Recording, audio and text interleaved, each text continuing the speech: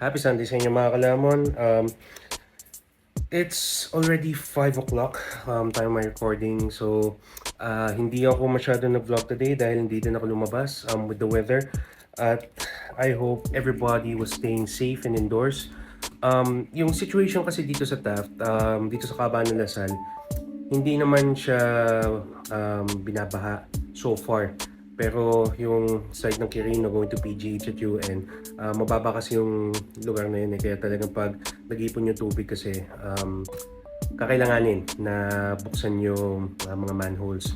So kung sakali man, I hope everybody was staying safe, dry, and indoors kung sakali. At para dun sa mga sasabak ulit next week, dahil sumula ulit na work week, I'm with you guys. Kaya yan.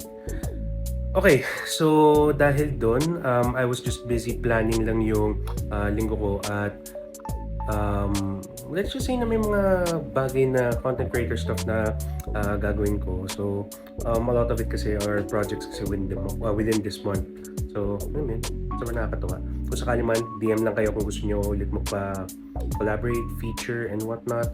Or if you guys want to do like a challenge, sabihin nyo lang sa akin, hit my DMs. Let's figure something out.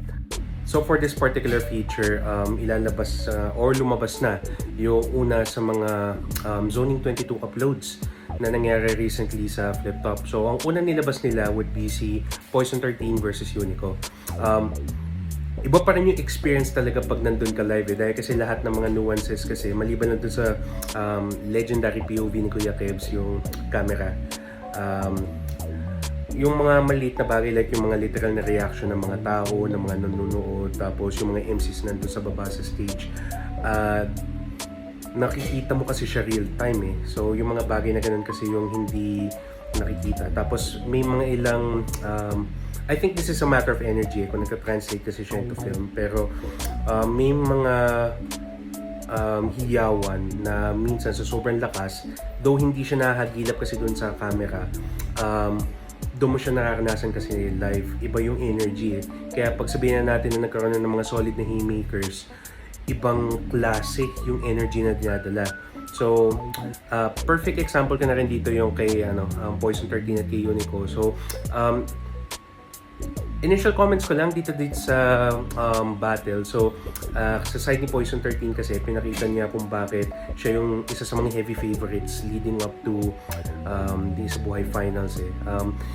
Yung pagpapakita, yung pag-showcase niya ng skill, yung pagsulat, tapos yung I wanna see yung parang pag-breakdown niya ng mga style, yung style na nakalaban niya si Unico. Tapos bigla din, kung hindi ako nagkakamali bigla nagpakita din doon yung isa sa mga alter egos niya. Kung hindi ako nagkakamali, baka si Mark Kumbungo yun. Please correct me lang if I'm wrong dun sa comments. And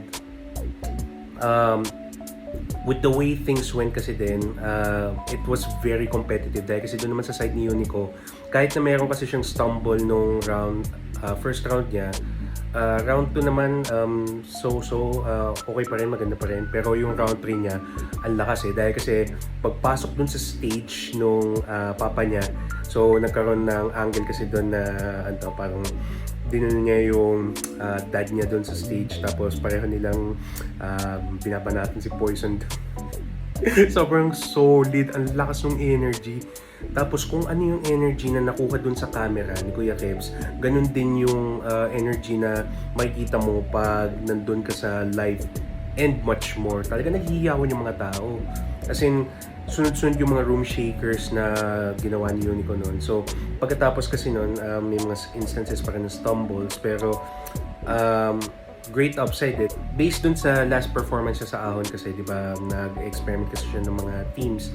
So, dun sa doktor na angle, nag-try ulit siya na mag-come up ng something different para dun sa isa buhay. So, dun lumalabas kasi din yung ganda ng tour na dahil kasi talaga mapapaisip ka ng mga pinakamalalakas mong mga bare. So, kung sakali, congratulations sa kanila. Kay Poison, good luck sa next round. Kay Unico, upside lang dahil kasi madami pang mangyayari dito sa kanyang battle rap journey. So, sige, panoorin nyo lang guys.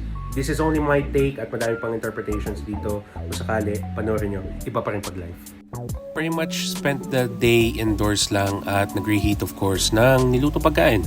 Lechon sinigang para sa inyo. Grabe, it tastes so good. And I'm not gonna lie, this is my first meal of the day so that first bite man really hits different. Sobrang solid. Tapos sumama pa ng gabi. Yes sir. Can't complain man. Warm food on a cool day. Sobrang panalo yan. Follow for more.